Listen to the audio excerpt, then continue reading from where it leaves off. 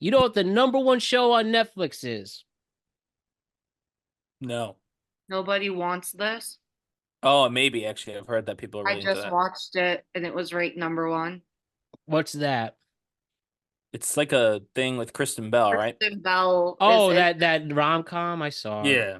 the Not 10 series, impressed. 10 episode series, but yeah, very good. Oh, I'm gonna say the Hernandez brothers then. That's what The, I was going with. it I is, got like yes. Menendez. two, Hernan. Menendez. but Yes, sorry. Monster, the Menendez brothers story, season 2 of Monster, the Lyle and Eric Menendez story. Well, it Mm. looks like if it's true, but no doubt a huge if it is not number one anymore. Regardless, though, the Lyle and Eric Menendez story, a huge hit for Netflix. And this story about convicted killers, Lyle and Eric Menendez, known for killing their parents, Jose and Kitty, in 1989 in their Beverly Hills home. And with this continuing analogy series of convicted killers, we had the Jeffrey Dahmer one 2 years ago. Now the Menendez story is been brought to us. I watched the whole thing, and just first of all, who watched and who didn't? I know Ryan I watched. saw all of it. I'm on episode 4 because Okay. I it just kind of So is you're a about lot. halfway, right? No. Cool. We There's could six talk about it. episodes, I think. 6 episodes. Yeah. You checked it out? You can talk about it. I know like the story and Yeah, there's Spoiler stuff. alert. I It know happened in real life. I don't usually like it, but TikTok ruined it for me too, so it's fine. Just Oh talk about no, I'm being facetious because this actually happened. So anyone who's like, don't spoil the ending, well, No, Too I know, late. but like how it goes in the no, show. yeah. I get And that. Like, yeah, the so show's it's story beats fine. and stuff. But My feelings aren't hurt. It's cool. It's whatever. Jose, you see it? I didn't get a chance to because I was watching the Vince McMahon thing and then at the concert. And I was like, so We'll you go. might I We're talk gonna wasn't about go gonna. something into. about We're gonna go over to Mr. McMahon next, but for this yeah. one though, but yeah, upon its premiere, the season received mixed reviews from critics who praised the performances, music, and overall production quality, but criticized its runtime, inconsistent tone, and incestuous depiction of the Menendez brothers. Eric Menendez denounced the season for its inaccuracies, particularly but the portrayal of Lyle Menendez. Despite the controversies, it achieved global commercial success. And the third season is in development, starring Charlie Hunnam of Sons of Anarchy, playing Ed Gein, Bean. best known as best known as the serial killer who inspired the Texas Chainsaw Massacre. So, But we'll worry about that in a couple years. But for this, the Menendez brothers, right? I saw it. I saw all 6 episodes. I feel that that consensus is fair. I think you only really needed 3 episodes. Stretching it out to 6, um, maybe not for me on this one. I also did not understand the incestuous angle that was a theory brought on. Um, I also did was very impressed by the acting in it, especially the two guys who played the Menendez brothers. One Cooper Koch, who played Eric, and then Nicholas Alexander Chavez, who played Lyle. I mean, man, he was a real dickhead in that playing the role. And I actually looked up; he actually is an Emmy winner for General Hospital. Ah, oh, Makes me wow. very interesting. impressed by him. And Cooper Koch just looks like Austin Butler. It's crazy how much he looks like him, but He did really he's well. good. But yes, I agree with the acting was good. Again, I think too many episodes. I thought the therapist was really good in it. I was Yeah. impressed. I liked the Nathan Lane character playing the journalist, and also not seeing them much, but Javier Bardem and Chloe Sevigny, two heavy hitters in Hollywood, especially Javier Bardem. I love everything he does. They did good too, but all in all, I thought it was worth the watch. Again, um, I wouldn't. Again, I just disagreed mostly with the length of it, but I did think it was cool. I'm excited that this month they're going to release the actual documentary footage, and I agree with the inconsistent tone. Sometimes I really couldn't tell how I'm supposed to feel. I couldn't tell like where are we supposed to be going with this. And again, I think that's really because of having too many episodes, really. But that's my rant there. Let me branch off of what other people think of this who did see it. Yeah. So I didn't have. So this is gonna be weird because I agree with everything, like with everything you said, and with the mixed reviews. I actually agree with every single one of those reviews, except for the idea that all of that means it was bad. Or that those were negatives. I Mhm. mean, we didn't in the incest. That's kind of ridiculous.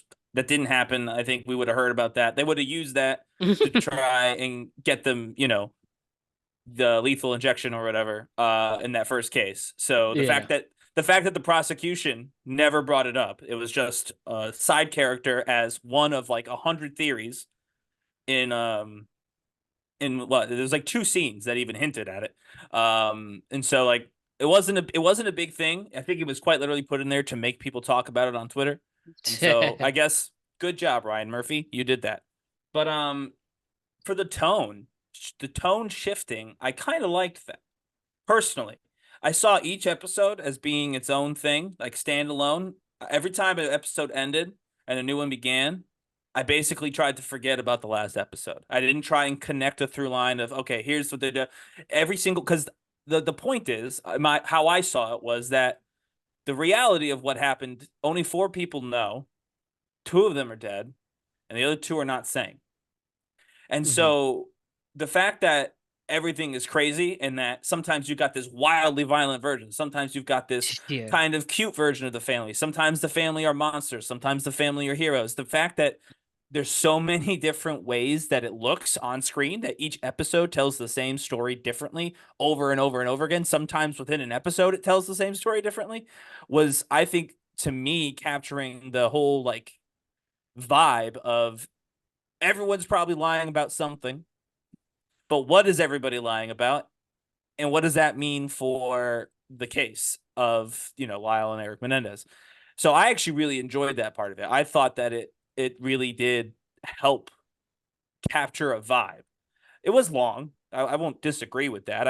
I didn't mind it being long, but if you thought it was too long, then I would say, yeah, it was definitely a long, like each episode was long and there were six of them. So I'm with you there. I just personally didn't mind it. But yeah, I thought the switching of the tone was actually very clever. I liked the way they did that personally. I think I don't even disagree with that. It's just I feel like for this real life case where there is plenty of evidence and how the story can be told, I just didn't understand that, especially for a convicted killer that how this all went down. And maybe that's just more of the people who actually wrote this and the plot of it, but Well, there's people who because still defend them to this day. yeah, well that was gonna be my last point after Allison. Oh yeah, The sorry. big thing there. You're good. No, it's fine. I don't think I'm at the tone switch yet. I think I'm What was the last episode you saw, if you don't mind me so asking? the last episode, I want to say it was episode 3. I'm like Mm-hmm. almost fully through, and he described all of like the the things with his dad and stuff. And it And was the one that was just him yes, and then with in the but attorney, you never saw her, right? no, I saw her. But the back of her head, right? It was the one where it's just And him then they went talking. on the boat. Like they talked about Oh, different. Okay. voting with their parents and how they were worried because like they pushed the time back and they said, "Oh, no one goes boating for whatever Yeah. fishing at night Yeah. and stuff." And then So yeah, so I think the next episode that you're gonna start is probably the one that I was most technically impressed with. And Matt knows what okay, I'm talking that's about. episode 4. Yeah, Yeah, it's called The Hurt Man. okay. And it's just Eric. He's the only person in the episode. You see the lawyer for like a second. The back of her head, she's on it. You can hear her voice, but you don't like she don't see her face ever. Hmm. And so anyone who has seen it, who knows what I'm talking about, I won't go any further because Allison is literally right there. But that was the episode that I watched where I was like, oh, actually, I think this is kind of good. The first two episodes, I was like, all right, I knew the story. It was a Ryan Murphy version of the story, so I guess kind of fun, kind of campy, very California. But that episode in particular, I was like, wow, okay, this could be something very interesting. And from that point on, as Matt said, the whole thing kind of took on a surreal quality. Um, Yeah, and I just don't know if a yeah, real life murder case is the place for that.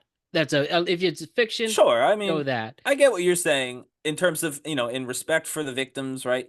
And all that. And they got into trouble last time I don't even remember this being a series until they made it a series. And I think they made it a series to try and retroactively fix the backlash from the Jeffrey Dahmer one because they I didn't still tell the haven't fan. seen it actually. The It Dahmer was I know one. it was I'm very fine. aware of it. I just never seen Yeah. it. Yeah, it was Oh, It's fine. really because of But the story creeps. Gives me it's the creep. very see, my thing is like I know friends who like couldn't watch the Dahmer one fully through because because of like how it's close to you. the actions and everything Hmm. within the series that were portrayed. But also I feel like this one has been harder for me to watch fully through just because the way they talk about like sexual abuse and like Right. being exploited, stuff like that, and like using objects and stuff like that. I think Yes. that's just like a lot. So the subject matter is Yeah. tough, I will say. Yeah. I will also say, just as Matt has pointed out, I think we should just be fair and say that while there's definitely things that have become fantastical, a lot of what they are running with were things that were part of their defense. Now, are they lying? That's kind of the essential question. But when they talk about these graphic things, I don't. That's not necessarily the writers trying to write about a graphic story. A lot of that did come up in their like on the witness stand, in their depositions, and all the other stuff that they had to do. So there's that part of it too. The case itself is just monstrous. The things they claimed their parents did, if true, again, Mhm. big if, is Right. monstrous. So that's why you have to address that. But no, I think part of the reason they did this story next instead of Dahmer, which got the backlash from the victims and the community that they were in, is because this one is very self-contained, even though it is a very big story. Like it's a big true crime story, everybody knows it, but it was one family. There's not multiple victims. Pretty much everyone involved is dead or incarcerated. Like it was a very self-contained story. So there weren't as many people directly impacted by this story after the fact. Whereas, if you do Dahmer or Bundy or any of those people, Yeah. it becomes there's a cultural issue there, right? There's like the victims' families, the community that was scared. Like I was talking to my mom about the Dahmer one. She didn't watch because she's like, I remember the Dahmer trial and all that stuff from my Yeah, that's life, and I thought it was gross. And then we were just talking about others that could be done because they found out it was going to be a series, some months later. And I think I suggested, oh, what about the son of Sam? And she said, no, no, that's too close. Like, being where we're from, like that's too much. So I get that. And that's why I think they picked this case because they had less people who were going to say that about this case. Then, of course, they added what they added and made people talk about it anyway. But um, that's why I think they did it this particular case in general because it was actually the least harmful. I guess is like a horrible way to say that, but it's again very self-contained. That's the best way to put it. The harm was self-contained to four individuals, essentially. And let's wrap it up in this segment. The big thing that has been said and something that has been brought up on TikTok with this case regarding the essay that was alleged by the Menendez brothers, who have been in prison for over 30 years and won't be getting out anytime soon, ever. But people say that they should be paroled on TikTok. People believe because of the story, similar to Gypsy Rose, who we covered earlier this year, that they should get a retrial and get paroled. And well, that's a tough one because they admitted to murder. It's kind of hard to sympathize with them, but am I being an old guy saying, "Man, how can you? But How are you sympathizing with the murderer on TikTok because their feelings were hurt?" Dixie Rose was technically a murderer too. She didn't commit That's the that's a fair killing. that's a fair point. She didn't commit the killing, but if you watch the show and you know the backstory, she no, actually talked the guy into yes, it she and told him then to kill her. Yeah. had sex with him literally right after murdering her mother. Yeah. So, So she knew I, what she was doing. oh I think yeah, she's super manipulative, just like hearing her backstory and everything that she's done, like coming out of like prison. Like well, yeah, there's Gypsy Rose is no interesting. way. So, Matt, to answer your question with another bad answer, somehow it is both. Because yes, I can see in the way you're saying it that you are kind of doing old man yells at cloud here. Like they killed people. And so like obviously if they were truly in fear of their life and they were truly being abused for decades, if they killed someone, they should go to jail, they should serve their time, but a life sentence is probably too much. Without parole too. without parole, right? However, this is all assuming Yeah. that it happened, That's one of thing that which the there is show, very little evidence. yeah, that's one thing I watch with the show. The second episode, if I'm going off the show, no, nothing else. I haven't gone. I've never seen a documentary in this. I never watched a Yeah. YouTube video or TikTok. But if I'm going off this fictional account, Yes. man, they just made that shit up just to try to get out of Right. it. And And I got so, that from episode 2. Hence, also yeah. part of the why it's stretched out so much, because I Yes. already was like, at least for me, the viewer, I feel like I'm a good viewer in it. That's like, these guys are just trying to get out of it. Well, they go back and forth. Every other episode, you're like, maybe it happened, maybe it didn't. That was how I did it. Yeah. Every other episode, again, turning off what I already knew about the case, I was like, maybe it happened, maybe it didn't. Every other episode. That was where I landed. Now, I personally, before watching it, I had my own opinion because I already knew about the case. And my opinion is that I think they should be in jail. I think it probably should be for life. You can maybe argue that the parole thing is too far. I think that they were not at all scared for their life. Um, I don't know that I disbelieve that they were assaulted by their family. There's been cousins and people who have said that they thought that was true, or that they even saw signs that that was true.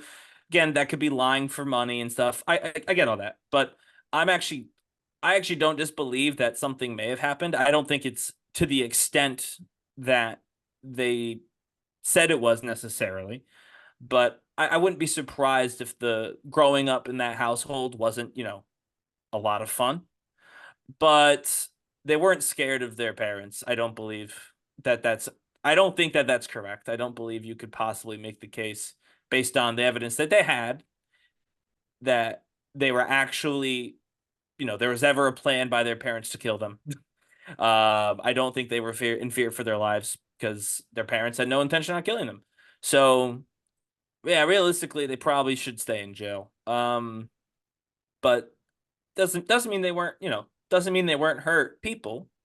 Just means that they committed a crime and they knew what they were doing when they committed it and they chose to do it anyway. It was premeditated, and so there's a penalty for that, right? And they got their penalty. So, but TikTokers, I mean, TikTokers are like translating, German dictators from years gone by and agreeing with that person once the AI translates it from German to English. So if you're a Gen Z on TikTok, maybe like, go kick a ball outside or something. I don't know. But get an ice cream cone. It's too much going online for you.